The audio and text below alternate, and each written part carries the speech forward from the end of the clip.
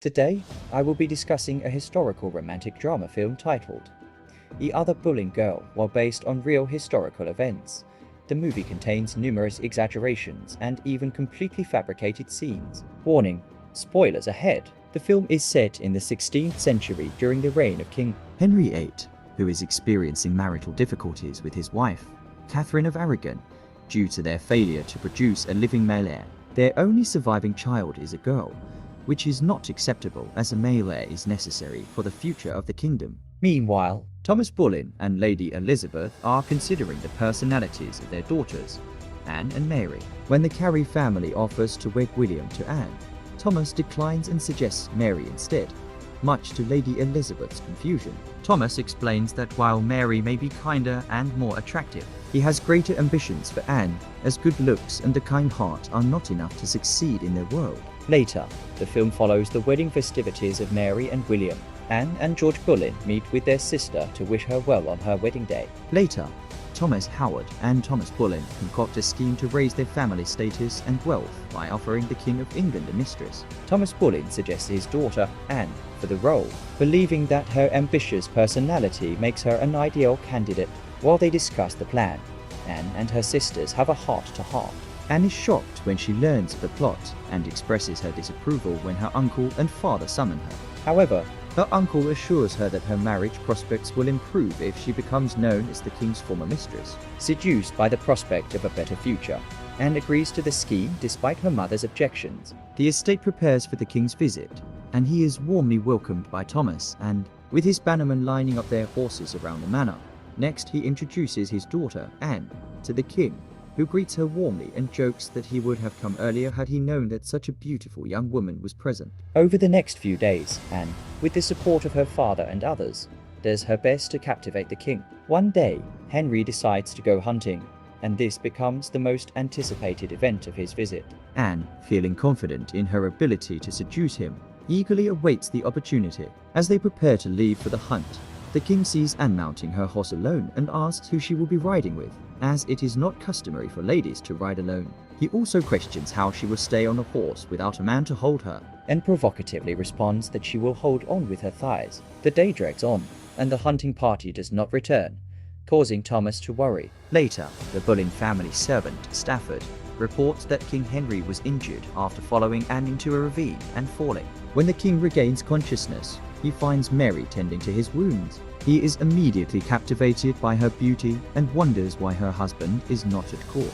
She explains that she and her husband prefer life in the country. Subsequently, the king summons Anne and Mary to the court as ladies in waiting, which disappoints Mary as she does not desire such a life. Meanwhile, Anne is upset with her sister for stealing the opportunity from her. Mary initially tries to refuse, but her husband insists on accepting the offer since he was also given a high position. Anne and Mary are then presented to the Queen as her new ladies in waiting. However, the queen realizes that the king has chosen them for his own selfish reasons. Embarrassed by the queen's behavior, Mary leaves with Jane Parker, who apologizes for the queen's actions and assures her that she is a kind person. Later, at a party in the palace hall, George and Anne discuss their dislike for Jane Parker. Anne becomes interested in Henry Percy, who is already engaged. Meanwhile, the king approaches Mary and whispers to her the word tonight, and helps Mary prepare for her encounter with the king and reassures her that she has her own plans.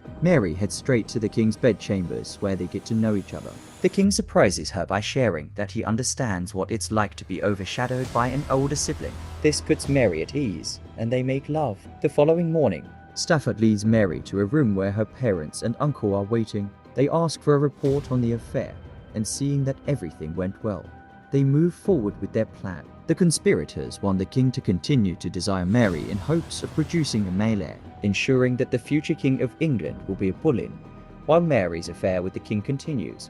Anne's plot is also unfolding. She marries Henry Percy, the richest landowner in England, without anyone's knowledge.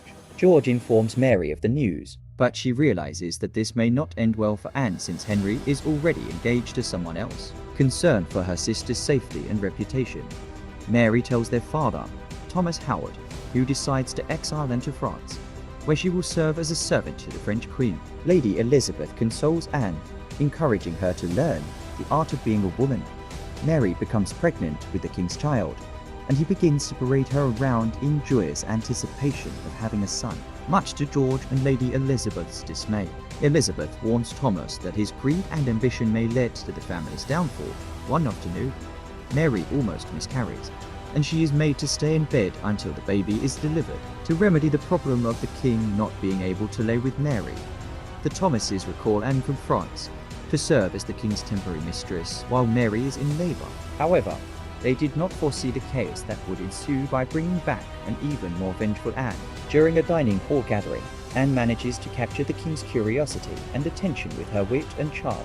He sends grand gifts to her, but she sends them all back to him. During a visit, Anne accuses her sister Mary of stealing the king and ruining her marriage with Henry Percy. Mary is upset by this and becomes jealous when another gift arrives for Anne. Anne is cruel and tells Mary that she knows she is in love with the king. Later, Mary goes into labour, and the family gathers to await the baby's birth. The king is present and tries to convince Anne to be with him, but she is hesitant. After the birth of the baby, Anne agrees to be with the king, and he vows loyalty to her. This breaks Mary's heart, and she is sent back to their home in the country, and wants to get rid of Queen Catherine and plans to deny Henry the pleasure of sleeping with her until he can annul their marriage. Anne convinces Henry to annul their marriage himself, which isolates England from the Catholic Church. Catherine asks Henry where her wise husband is, and he becomes angry and forces himself on Anne. Anne becomes the new Queen of England, but her ascension is miserable, and the people call her a witch. Mary is asked to leave with Stafford and live with him. Mary is hesitant, but Anne gives birth to a baby girl named Elizabeth after the king's mother. Despite their joy, King Henry begins to stray due to their marriage's political consequences one night and cries out in pain and sends her maidservants away, asking her siblings to come to her instead. Mary and George bring the grim news that Anne has miscarried, and she becomes distressed. Anne suggests that George impregnate her, but Mary is disgusted and leaves the room. Anne and George begin to move toward the bed, but Jane Parker is spying on them. Before they can do anything, George breaks down and tells Anne he can't go through with it. Anne is relieved, but it's too late. News of their supposed incestuous acts reaches the king, and Anne and George are put on trial and found guilty. Mary pleads with Henry to spare Anne, and he agrees but banishes Mary from court. Anne is executed, and Sir Thomas Boleyn dies 2 years later. His son, grandson, and great-grandson are all executed for treason. Mary, on the other hand, chooses to marry Stafford and lives contentedly with him, far from the court, for the remainder of her days. Henry's bold move to break away from the Catholic Church has permanently transformed England. Nevertheless, his anxieties about not having a capable successor to rule the country proved to be baseless. Although not the male heir he had hoped for, the robust and red-haired daughter that bore him, Queen Elizabeth I, turns out to be the one who leads the nation into a prosperous and glorious era.